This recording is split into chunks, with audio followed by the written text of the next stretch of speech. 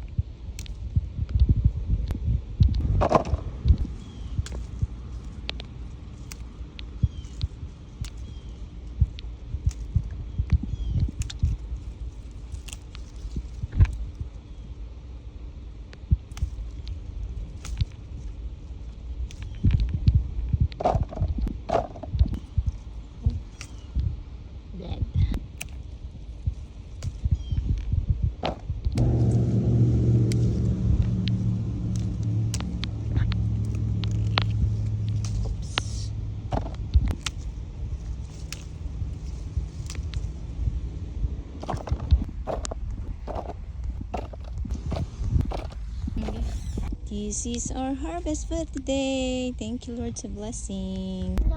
Yay! Lots of peppers. Harvest. Yung aking anak. Tara na po sa loob.